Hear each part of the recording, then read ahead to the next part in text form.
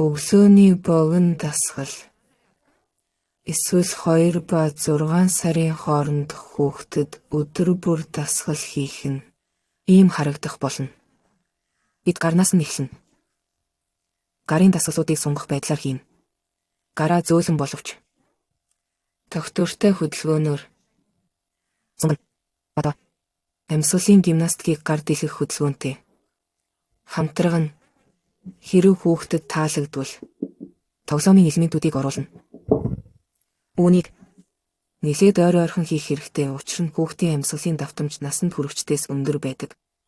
Одоо ийм хөдөлгөөнийг гараараа хийж үеийн мөчийг бүрэн дэш хөдөлгөж өгнө.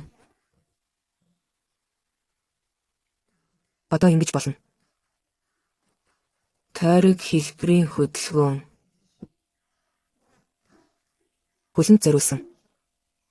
Хөлөө гидс рүү татна. Хөлөө нугална. Эхлээд хамтдаа. Дараа нь ээлжээр.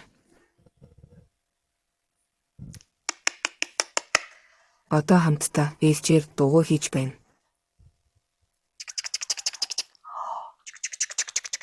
Ташааны үеэр эргэлдэх хөдөлгөөн хийнэ. Хэрэв хүүхдийн хөл гадагшаа сайн татагдахгүй бол ийм чичиргээд хөдөлгөөн хийж болно. Нэг талаас одоо нөгөө талаас. Хөлөө хөдлөе.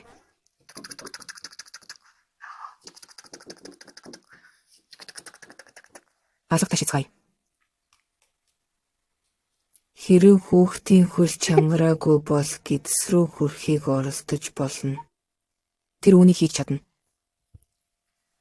Одоо гидсэн дээр эргэх дасгал хийцгээе. Хүүхдийг эргэхийг зааж байна. Хэрэв түүнд эргэхэд эрт байвал ийм хөдөлгөөн хийж сургаж болно. Бид түүнийг хажуу тийшээ эргэхэд бэлдэж байна.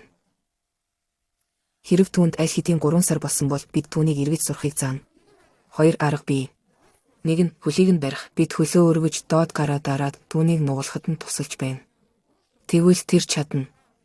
Бид гараар нь барьж тусалж болно.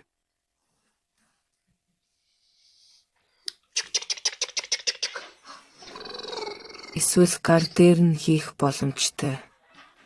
Бид гар дээр нь хэрхэн хийх вэ? Хүүхдэд доод гараа нугалсан үедээ эргэх нь хялбар. Бид буддын байрлалд хүүхдийг тайвшруулж байна. Бид түүнийг нэвтрүүлж, бөөрөнхийж, ишдөөг нэмдэг. Шиш гэж хэлэхэд хүүхэд сайн тайвширдаг. Иймэрхүү гүн савлууруудыг ойрхон хийдэг. Эцэст нь бид хүүхдийг гидсээр нь хэвтүүлнэ. Тэдэнд энэ нь үргэлж таалагддаггүй. Хэрэв амжилттай болж чадахгүй бол бид живхээр жижиг дэр шиг зүйлхийн цээжин доогуур нь тавьдаг. Хүүхдийг тохоогоороо түшиж суухыг заадаг. Бүх гар дээрээ түшиж чаддаг байдлыг сэргээдэг.